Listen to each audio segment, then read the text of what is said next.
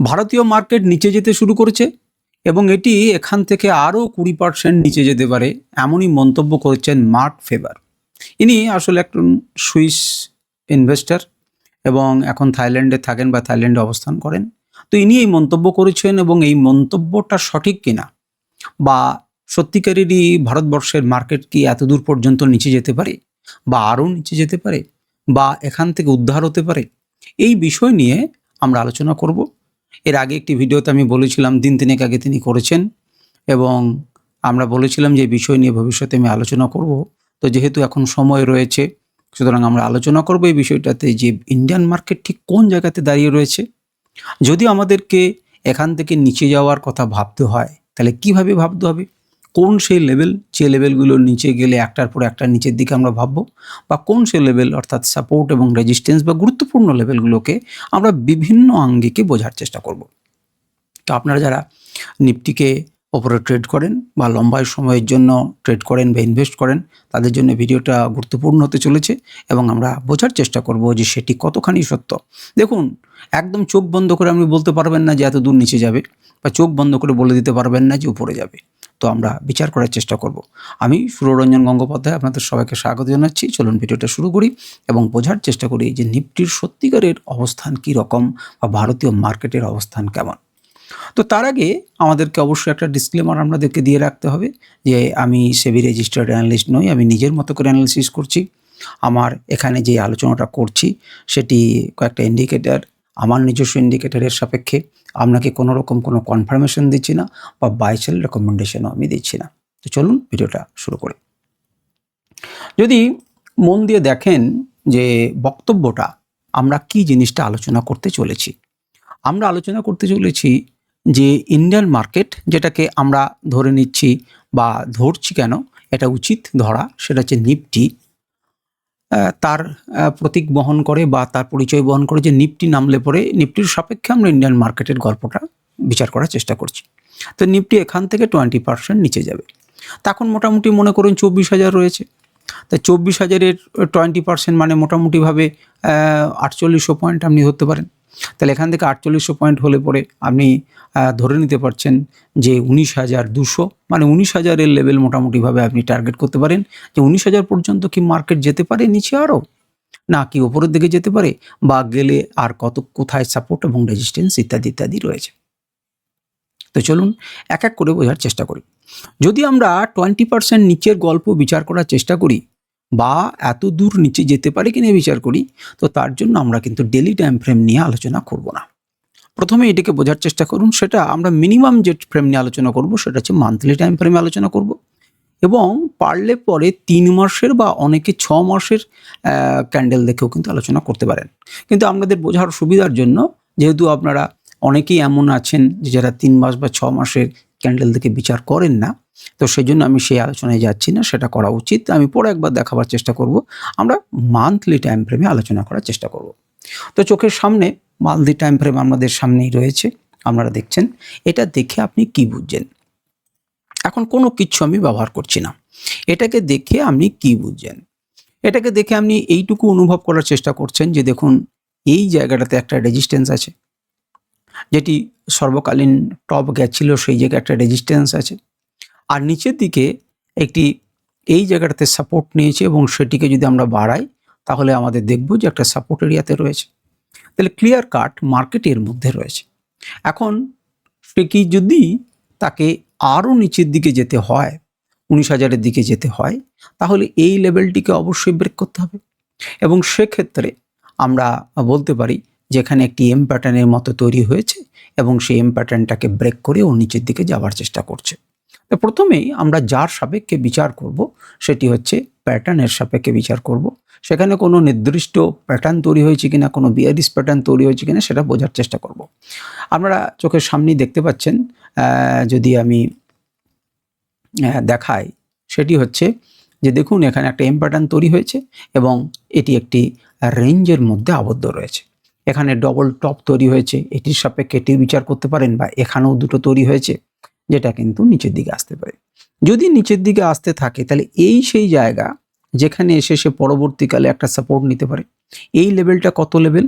এই লেভেলটা যদি আপনারা মেপে দেখেন তাহলে এটি হচ্ছে 20,000 লেভেল। তাহলে এটিকে ভাঙলে পরে তার নিচে মোটামোটাভাবে যে স্টপটা হচ্ছে সেটা 20,000, এবং যদি আরও একটুখানি নিচে নেমে যায়, অর্থাৎ আপনি মনে করতে পারেন যে এই রকম জায়গা, তাহলে পরে যেখান থেকে এর আগে সাপোর্ট নিয়েছে এটা মোটামুটিভাবে 19,000, এবং তার থেকেও যদি নিচে আর একটু নিচে নামে এই লেভেলটিকে মনে করতে পারেন সেটি হচ্ছে 19,000।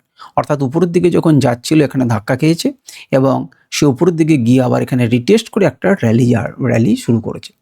সেক্ষেত্রে আপনার ইম্পর্ট্যান্ট লেভেলটা হচ্ছে এটি হয়তো তিনি অ্যানালিসিস করে বলেছেন যে মার্কেট উপরের দিকে যখন যাচ্ছিল এখানে ধাক্কা খেয়েছে, রেজিস্ট্যান্স ফেস করেছে, এবং তারপর সেটাকে যখন ব্রেকআউট করেছিল তারপর এখানে কি করলো, সেই গুরুত্বপূর্ণ লেভেলটিকে সাপোর্ট তৈরি করলো এবং একটি র্যালি দিল। র্যালি দেওয়ার পর নিচে এসে আবার একবার যাওয়ার চেষ্টা করছে, সেই লেভেল থেকে ধাক্কা খাচ্ছে, মার্কেট নিচে নামছে। এই নেকটাকে যদি ব্রেক করে তাহলে হয়তো সে এসে এই পর্যন্ত আসবে, এবং এটি হচ্ছে 19,000-এর লেভেল, এবং এখানে যাওয়ার তার পোটেনশিয়াল আছে। যাবে কি যাবে না সেটা বলেনি, কিন্তু নিচের দিক থেকে যে জার্নিটা শুরু করেছে সে এখান অবধি আসতে পারে, এবং সেই সাপেক্ষেই লেভেলটি কিন্তু বেরিয়েছে। এবারে আমি আপনাদেরকে দেখানোর চেষ্টা করছি, আমি যে মুহূর্তে এখানে এই লেভেলটিকে ড্র করে নেব, এই লেভেলটিকে ড্র করব, সেটা দেখুন 18,844। এই লেভেলটা হচ্ছে 18,844 থেকে 19,061, অর্থাৎ 19,000 লেভেল, অর্থাৎ 19,000 যে 248 যেটা দেখলেন 19,200, তার আগে পর্যন্ত 20,000 মানে 24,000 থেকে 4800 বিয়োগ করলে যে 19,200 আসছিল, 24,000-এর লেভেল থেকে যে 4800 আপনি বিয়োগ করছেন, সেখানে যে 19,200 আসছিল, সেই 19,200 থেকে একটুখানি নিচে 19,060-61-তে আমরা দেখতে পাচ্ছি যে মার্কেট আসতে পারে বা লেভেলস আছে অ্যাকর্ডিং টু প্রাইস অ্যাকশন। আমাদের প্রাইস অ্যাকশন আপনারা রোজই দেখেন, তো সেখানে যদি আপনি তাকিয়ে দেখেন তাহলে সেই লেভেলটি কোন জায়গাটাতে, আমি একটু বড় করি তাহলে আপনারা দেখতে পাবেন যে এই সেই লেভেল যেটা 19,571 দেখতে পাচ্ছেন, এই সেই লেভেল। আরও একটু নিচে দেখুন একটু লেভেল আছে 18,847, এই লেভেল পর্যন্ত একটার পর একটা। তাহলে নিচের দিকে যদি আসার তার প্রবণতা থাকে, এই একটি গুরুত্বপূর্ণ লেভেলকে ভেঙে ফেলে এটা রিটেস্ট করছে, এবং এই লেভেল যদি পেরোতে না পারে তাহলে প্রথমেই তাকে ভাঙতে হবে এই লেভেলের পরে 21,000-এর লেভেল, তারপরে এই লেভেল। সুতরাং একটার পর একটা লেভেলস কিন্তু আপনাদের কাছে রয়েছে। এই লেভেলস অনুযায়ী আপনারা কি করবেন না, যদি ভাঙে তখন নেক্সট লেভেলের জন্য ভাববেন, এটাকে যদি ভাঙতে পারে তবে নেক্সট লেভেলের জন্য। তাহলে নিচে যাবার যে প্রবণতা বা নিচে যাবার যে যত দূর অবধি যেতে পারে সেটা কিন্তু একটার পর একটা লেভেলকে ব্রেক করে তাকে যেতে হবে। মোটামুটিভাবে প্রাইস অ্যাকশন আপনাদেরকে আমি দেখানোর চেষ্টা করলাম। এরপরে আমরা প্রথমেই কিছু প্যাটার্ন তৈরি হয়েছে কিনা দেখব। আমরা যদি প্যাটার্ন দেখি তাহলে দুটো প্যাটার্ন এখানে দেখা যাচ্ছে। একটা হচ্ছে রাইজিং এজের একটা নেগেটিভ ক্যান্ডেল, নেগেটিভ প্যাটার্ন। এখন সেই নেগেটিভ প্যাটার্ন যদি ভাঙতে শুরু করে তাহলে তার টার্গেট দেখাচ্ছে মান্থলি ক্যান্ডেল এটি, যেটি কিন্তু খুবই একটা ভয়ঙ্কর ক্যান্ডেল, মোটামুটিভাবে 6,000-এর নিচে কিন্তু এটি আসার ক্যান্ডেল। সুতরাং এটি এখন বহু দূরের গল্প, কিন্তু তার আগে এই যে টপ 1 এবং টপ 2 তৈরি হয়েছে, অর্থাৎ ডবল টপ তৈরি হয়েছে, এবং সেই ডবল টপের এই নেকটাকে যদি ব্রেক করে সে নিচে আসতে পারে তাহলে এই টার্গেটটা কত দূর, এটা আপাতত আমাদের কাছে একটা প্যাটার্নে এসেছে, আমি দেখানোর চেষ্টা করছি। সেই প্যাটার্ন অনুযায়ী এর লেভেল হচ্ছে 17,100। তাহলে দুটো বিয়ারিশ প্যাটার্ন কিন্তু আমাদের তৈরি হয়েছে, এবং সেটি 17,100 পর্যন্ত টার্গেট দেখাচ্ছে, প্রথম টার্গেটটা। আর দ্বিতীয় নম্বর টার্গেটটা আরও ভয়ঙ্কর টার্গেট, সেটা হচ্ছে 5,800। কিন্তু এই দুটো গল্পই চোখ বন্ধ করে আমাদেরকে মেনে নিতে হবে তা তো কোনো ব্যাপার নেই। সুতরাং এটিতে এখন স্বপ্নেও আমরা ভাবছি না, এমনকি এটাকেও আমরা স্বপ্নে ভাবতে পারছি না। কিন্তু প্যাটার্ন দুটি তৈরি হয়েছে, দুটি বিয়ারিশ মান্থলি ক্যান্ডেলে, এবং সেটি কিন্তু এই নেকটাকে তার আগে ব্রেক করতে হবে। তাহলে আমরা যে প্রাইস অ্যাকশন অনুযায়ী, নর্মাল প্রাইস অ্যাকশন অনুযায়ী আপনাকে দেখাচ্ছিলাম যে এই সেই লেভেল, যেটি 22,000-এর লেভেল। সুতরাং এর নিচে নামবে তখন যখন 22,000-কে আপনি ব্রেক করতে পারবেন, অ্যাকর্ডিং টু প্যাটার্ন এবং প্রাইস অ্যাকশন আপনাদেরকে মিলিয়ে আমি দেখাচ্ছি, এবং তার নিচে যাবে তবেই। তাহলে 22,000 পর্যন্ত আপনি ক্রুশিয়াল নজর রাখুন মার্কেটের উপরে। বেশ, এটা দেখালে একটা। এরপরে আমরা কি লাগাবো না, এরপরে আমরা একটা ইন্ডিকেটর লাগাচ্ছি যেখানে মুভিং অ্যাভারেজ আছে। আপনারা দেখতে পাচ্ছেন যে মুভিং অ্যাভারেজগুলো, এই মুভিং অ্যাভারেজটা হচ্ছে 20 SMA, এটা হচ্ছে 50, এটা হচ্ছে 100, এবং এটা হচ্ছে 200 SMA। তাহলে সিম্পল মুভিং অ্যাভারেজ লাগিয়েছি। এটাকে এইবারে মন দিয়ে একটু দেখার চেষ্টা করুন এবং বুঝুন যে এর সাপেক্ষে কি করেছে। তো প্রথমেই দেখুন, কিন্তু এই 20 মুভিং অ্যাভারেজকে যতটুকু টাইম ফ্রেমে আপনারা দেখতে পাচ্ছেন, যতবার 20 মুভিং অ্যাভারেজ থেকে ছোট ছোট কারেকশন এসছে, সে কিন্তু সাপোর্ট নিয়ে সেটার উপরে গেছে, আবার একটুখানি নিচে এসেছে, আবার দেন সাপোর্ট নিয়ে। এটা কিন্তু সেই রকম গল্প না, এটা কিন্তু তার নিচে সাস্টেন করে গেছে। এখানে কিন্তু সাস্টেন করেনি, নাম্বার 1, নাম্বার 2 এখানে কিন্তু সাস্টেন করেনি, নিচে এসেছে। উপরের দিকে যখন যাবার চেষ্টা করছে তখন কিন্তু বাধা খাচ্ছে। তো এই যে 20 মুভিং অ্যাভারেজের এই ভ্যালুটা কত? ভ্যালুটা হচ্ছে 24,391 আজকের ডেট অনুযায়ী। 24,391 অর্থাৎ মোটামুটিভাবে 24,400-তে মান্থলি ক্যান্ডেলে আপনার কাছে কি রয়েছে? একটা রেজিস্ট্যান্স রয়েছে। এই লেভেলটা যতক্ষণ না পেরোবে, আপনি দেখতে পাচ্ছেন মাল্টিপল টাইমে সে কিন্তু ধাক্কা খাচ্ছে এবং এখানে ওপরে কিন্তু যেতে দিচ্ছে না, অর্থাৎ এখানে কিন্তু একটা নেগেটিভিটি রয়েছে। দ্বিতীয় নাম্বার সাপোর্ট আপনাকে কে দেওয়ার জন্য দাঁড়িয়ে রয়েছে? 21,855। তাহলে আমরা ওই যে মোটামুটিভাবে একটা 22,000 দেখলাম, তাহলে 22,000 এবং 22,000-এর সামান্য নিচে 21,855 কিন্তু আমাকে সাপোর্ট দেওয়ার জন্য দাঁড়িয়ে আছে। তাহলে 20% নিচে অর্থাৎ 19,000-এর লেভেল পর্যন্ত বা 19,200 লেভেল পর্যন্ত আসার জন্য আগে কিন্তু এটাকে ব্রেক করতে হবে। তাহলে আপনি যদি দেখেন যে 21,855 নিচে স্টে করলো, ক্লোজ করলো এবং সাস্টেন করে উপর দিকে গেল, তখন কিন্তু সেটা আবার নিচের দিকে আসার প্রবণতা হতে পারে এবং সেই ক্ষেত্রে এই লেভেলটা হচ্ছে 17,308, অর্থাৎ এই জোন অর্থাৎ 100 লেভেল আছে 17,308 এবং সেটি এই কিছুটা সময়ের জন্য একটুখানি উপরের দিকে যেতে পারে, একটুখানি নিচের দিকে যেতে পারে। কীরকমভাবে মুভমেন্ট হবে আমরা জানি না, কিন্তু সেটি 17, 18, 19,000 পর্যন্ত কাছাকাছি যেতে পারে এবং তখনই কিন্তু আমরা নিচের দিকে ভাবনা চিন্তা করব। তাহলে আপাতত মার্কেট কিন্তু যেতে পারে এই পর্যন্ত। এখন আমি 100 পর্যন্ত যেতে পারে কেন বললাম? যদি যেতে পারে করতে হয় তাহলে আপনাকে 50কে ব্রেক করতে হবে। 50কে ব্রেক করলে তবে আপনি 100-র দিকে ঝুঁকতে পারেন বা যেতে পারেন। তো আমরা একটু ইতিহাসটাকে দেখার চেষ্টা করি এবং ইতিহাসটাকে বোঝার চেষ্টা করি যে সত্যিকারের নিফটি কীরকম ব্যবহার করেছিল।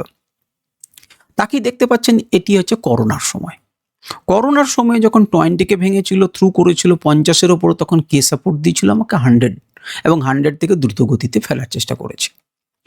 দেখুন তার আগে একবার 2016-তে আপনাকে কিন্তু 50 থেকে সাপোর্ট নিয়ে মার্কেট উপরের দিকে গেছিল, তারও আগে 50 থেকে সাপোর্ট নিয়েছে। 2012-তে 50-এর নিচে থেকে গিয়ে সাস্টেন করতে পারেনি, তুলে নিয়ে গেছে। 100-তে কিন্তু আসেনি। এখনো পর্যন্ত আপনি 100-তে একবার পর্যন্ত পেলেন এবং চুম্বকের মতো উপরের দিকে চলে যাওয়ার ঘটনা আপনি দেখেছেন। 50কে টাচ করলেও কিন্তু উপরের দিকে দ্রুত গতিতে গেছে।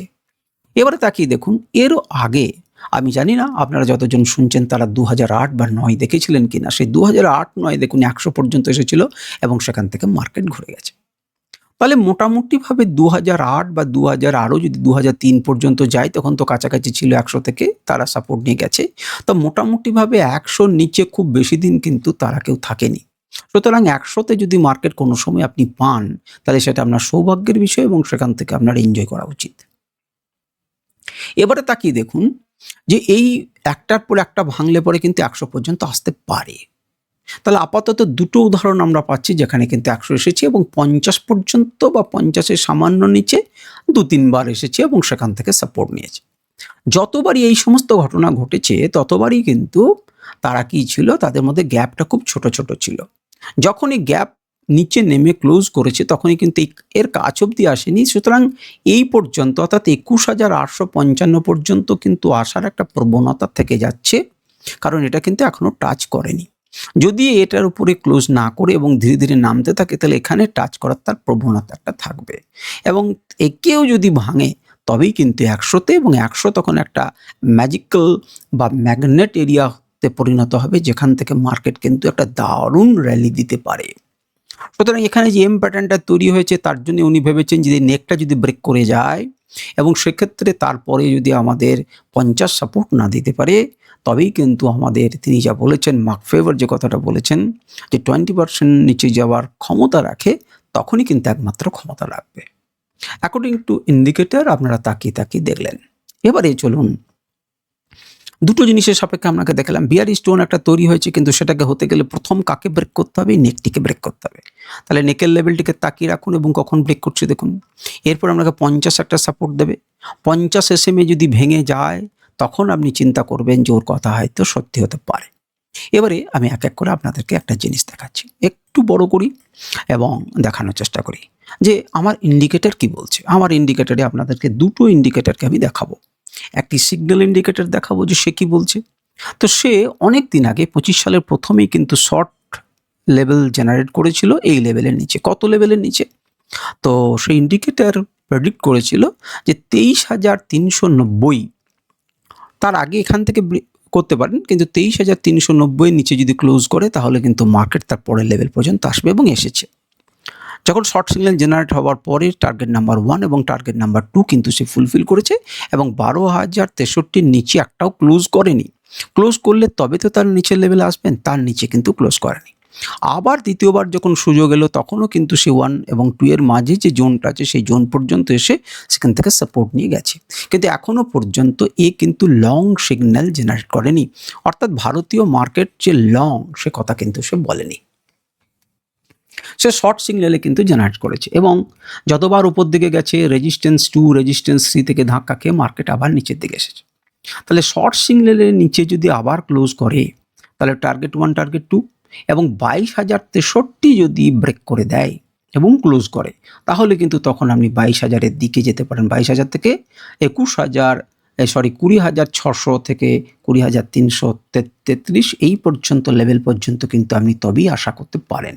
অর্থাৎ এখান থেকে একটা 2,000 পয়েন্টের র্যালি বা 1,500 পয়েন্টের র্যালি কিন্তু আপনি আশা করতে পারেন যদি এর নিচে ক্লোজ হয়।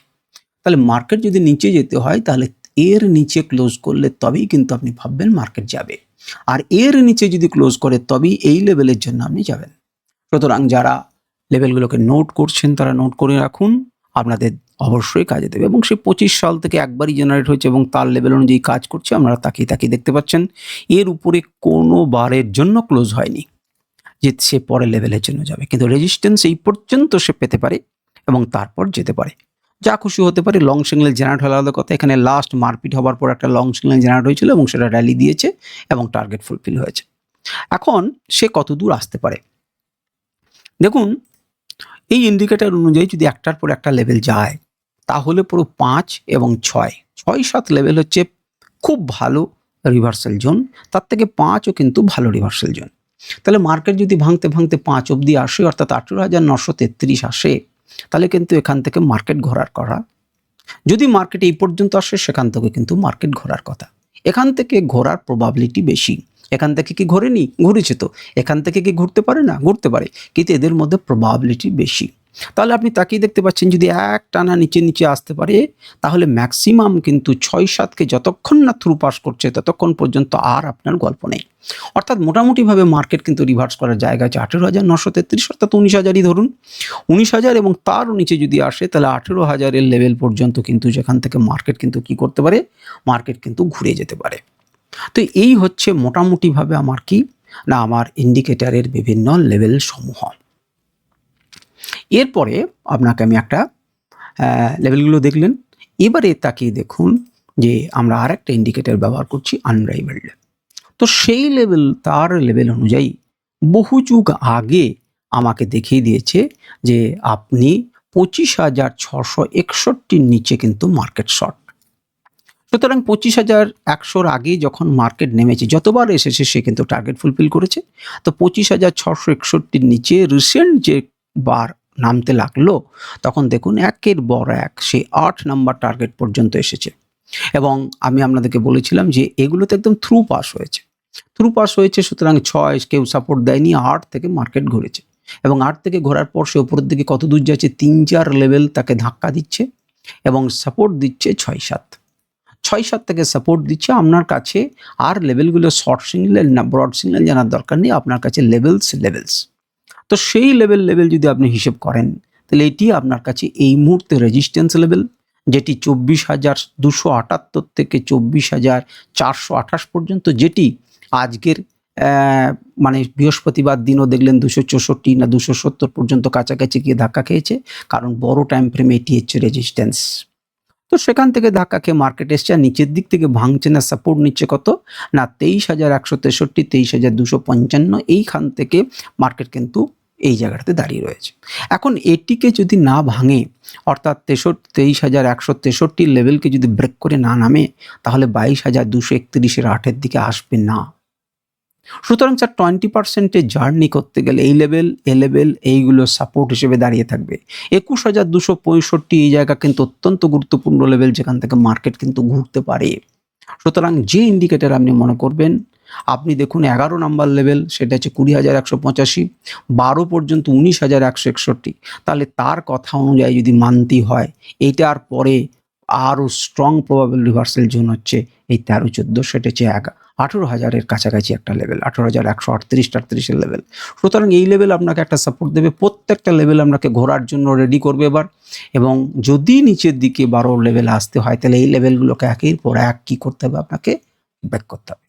তো এই হচ্ছে মোটামুটিভাবে যে তার নিচে আসতে গেলে পরে এই সাপোর্টগুলোকে তাকে ব্রেক করতে হবে, তার সম্ভাবনা যে নয়, কিন্তু সেটা করতে গেলে অন্তত পক্ষে এই নেক যে রেজিস্ট্যান্স, সেইটাকে আবার তাকে ব্রেক করতে হবে। একবার সে ব্রেক করেছিল, ব্রেক করেই দ্রুত গতিতে সে কী করেছে, তুলে নিয়ে গেছিল, সাস্টেন করেনি।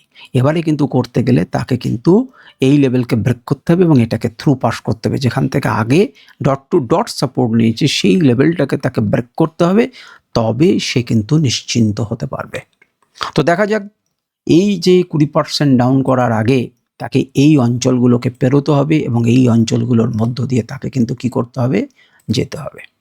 আশা করি আপনাদের যারা মন দিয়ে শুনছেন এই আলোচনা আপনাদের ভালো লাগলো এবং আমরা অনেক কিছু জিনিস ক্লিয়ার হলো, সাপোর্ট এবং রেজিস্ট্যান্সগুলোকে বুঝতে পারলেন গুরুত্বপূর্ণ। আজকের ভিডিও পর্যন্তই। নমস্কার, ধন্যবাদ।